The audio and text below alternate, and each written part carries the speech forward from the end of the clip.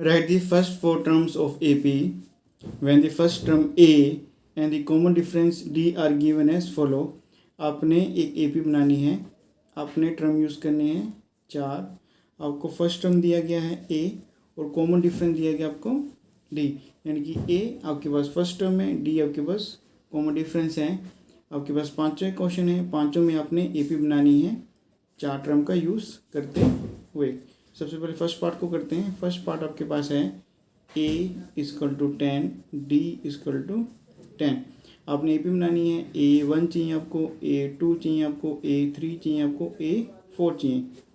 अपनी first 4 term चाहिए, यानी कि A1, A2, A3, A4 चाहिए. सबसे पहले A1 निकालते हैं. A1 आपके पास A के इक्वल होता है, यानी जो A होता है वही आपके पास A1 होता है, जो कि आपको दे रखा है 10. फिर A2 निकालना है. A2 निकालने का फॉर्मूला आपके पास होता है A1 प्लस D. A1 आपके पास 10 है, D आपके पास 10 है, तो आपके पास हो जाएगा 20. फिर आपने A3 निकालना है. A3 आपके पास होता है A2 प्लस D. A2 आपके पास आया है 20, D आपके पास है 10, टोटल आपके हो जाएंगे 30. फिर आपने A4 निकालना है. A4 आपके पास होता है A3 प्लस D. A3 आपके पास है 30, D आपके पास है 10, यानी कि हो जाएगा 40. जो आपके पास AP बन के तैयार होगी वो होगी आपके पास 10, 20, 30, 40. यही है आपका आंसर. ऐसे हम कर लेंगे सेकंड पार्ट को. सेकंड पार्ट आपके पास है A equal to -2, D equal to आपके पास है 0. आपने फर्स्ट 4 टर्म निकालने हैं AP के, यानी कि आपने A1, A2, A3 और A4 आपको निकालना है.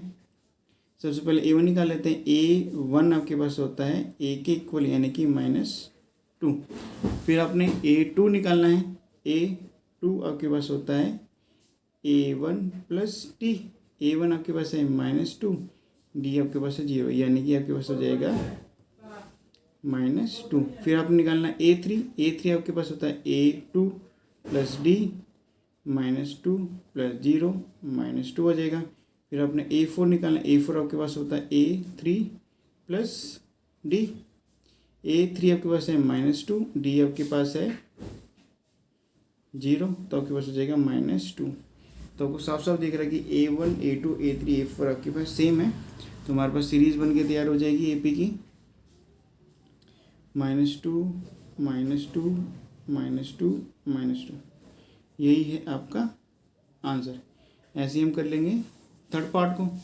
थर्ड पार्ट आपके पास है A equal to 4, D equal to -3. A आपके पास है 4, D आपके पास है -3. अपने फर्स्ट 4 टर्म ऑफ AP निकालना है, यानी कि A1, A2, A3 और A4 की वैल्यू आपको निकालनी है. जो आपके पास A1 होता है वह होता है आपके पास A के इक्वल, यानी कि 4. A2 आपके पास होता है A1 प्लस D. A1 आपके पास है 4 प्लस D आपके पास है -3. तो थोड़ी सी मैं आपको फॉर्मूले बता देता हूँ. जब हम किसी प्लस वैल्यू को किसी प्लस वैल्यू से मल्टीप्लाई करते हैं, आंसर आपके पास आता है प्लस में. किसी प्लस वैल्यू को किसी माइनस वैल्यू से मल्टीप्लाई करते हैं, आंसर आपका आता है माइनस में. किसी माइनस वैल्यू को मल्टीप्लाई करते हैं किसी प्लस वैल्यू से, आपका आंसर आता है माइनस में. किसी माइनस वैल्यू को मल्टीप्लाई करते हैं किसी माइनस वैल्यू से, तो आपके पास आंसर आता है प्लस के अंदर. आपको साफ साफ दिख रहा है कि प्लस और माइनस मल्टीप्लाई हो रहे हैं, तो आपके पास आ जाएगा -3. सोल्व करेंगे आपके पास आ जाएगा 1. अब हमें चाहिए A3 आपके पास होता है A2 प्लस D. A2 आपके पास है 1 प्लस D आपके पास है -3. 1 प्लस माइनस मल्टीप्लाई होगा तो माइनस आएगा आपके पास. सोल्व करेंगे तो हो गया -2. फिर हमें निकालना A4 आपके पास होता है A3 प्लस D. A3 आपके पास है -2 प्लस D आपके पास है -3. -2 प्लस और माइनस मल्टीप्लाई होंगे आपका -3 आ जाएगा. आंसर आपका -5. अब हमें बनानी है AP. A1 आपके पास है 4, A2 आपके पास है 1, A3 आपके पास है -2, A4 आपके पास है -5। यही है आपका आंसर। ऐसे हम फोर्थ पार्ट को कर लेंगे। फोर्थ पार्ट आपके पास है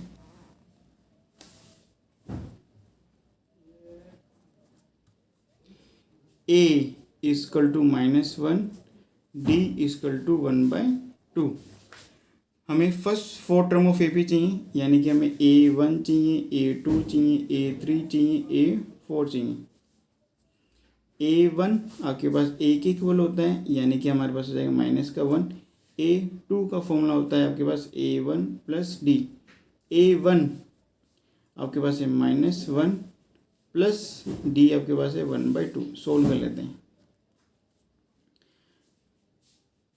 ये -1 है और प्लस हाफ है, तो आपके पास आ जाएगा -1/2।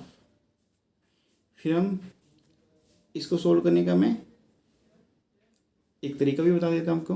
अगर -1 प्लस 1/2 है, बाई 1 कर लेंगे, 1 और 2 को मल्टीप्लाई करेंगे, आपके पास आ जाएगा 2। 2 को मल्टीप्लाई करेंगे -1 से, आपके पास आ जाएगा -2। ये प्लस है तो यहाँ पर भी प्लस आ जाएगा। 1 को मल्टीप्लाई करेंगे 1 से, तो आपके पास हो जाएगा -2 + 1, यानी कि -1/2। तो आपके पास -1/2 आ जाएगा।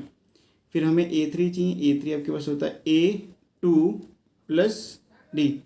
A2 आपके पास है -1/2 प्लस D आपके पास है 1/2। तो हमारे पास आंसर आ जाएगा 0। ये माइनस और प्लस आपके पास कैंसिल हो जाएंगे। A3 आपके पास 0 के इक्वल आ जाएगा। फिर हम निकालेंगे A4। A4 आपके पास होता है A3 प्लस D।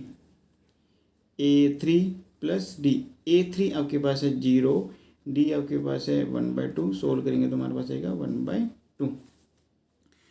अब हमें सीरीज लिखनी है। A1, A2, A3, A4 की वैल्यू लिखनी है। A1 आपके पास है -1, A2 आपके पास है -1/2, A3 आपके पास है 0, A4 आपके पास है 1/2। यही है आपका आंसर। ऐसे हम फिफ्थ पार्ट को कर लेंगे। फिफ्थ पार्ट आपके पास है A इक्वल टू -1.25, D आपके पास है -0.25। हमें फर्स्ट 4 टर्म ऑफ AB चाहिए, यानी कि A1, A2, A3 और A4 की वैल्यू चाहिए। सबसे पहले A1 निकाल लेते हैं, जो कि A के इक्वल होता है -1.25। फिर A2 निकालेंगे। A2 आपके पास होता है A1 प्लस D। A1 आपके पास है -1.25 प्लस D आपके पास है -0.25। -1.25 प्लस और माइनस को मल्टीप्लाई करेंगे, आपके पास माइनस आएगा 0.25। सोल्व करें तो आपके पास आ जाएगा माइनस माइनस प्लस होते हैं, साइन आपके पास आता है माइनस का। ये माइनस होगा आपके पास 1.5 आ जाएगा। नेक्स्ट A3 निकाल लेते हैं। A3 आपके पास होता है A2 प्लस D।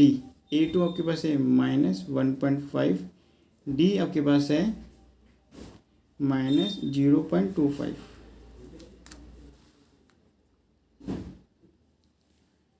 तो हमारे पास आएगा -1.5 प्लस माइनस मल्टीप्लाई होंगे तो माइनस आएगा -0.25। माइनस माइनस प्लस होते हैं, साइन आपके पास माइनस का आता है, तो मेरे पास आएगा -1.75। नेक्स्ट A4 निकाल लेते हैं। A4 आपके पास होगा A3 plus D। A3 plus D। A3 आपके पास है -1.75 प्लस D आपके पास है -0.25। -1.75 प्लस माइनस मल्टीप्लाई होंगे तो आपके पास माइनस आएगा 0.25। तो सोल्व करेंगे तो हमारे पास आएगा माइनस माइनस प्लस होते हैं, साइन आपके पास माइनस आता है, तो यह आ जाएगा 2 के इक्वल। तो हमें अब AP की सीरीज लिखनी है। A1, A2, A3 और A4 की वैल्यू हमने लिखनी है। A1 आपके पास है -1.25, A2 आपके पास आया है -1.5, A3 आपके पास आया है -1.75, A4 आपके पास है -2। यही आपके पास फिफ्थ पार्ट का आंसर।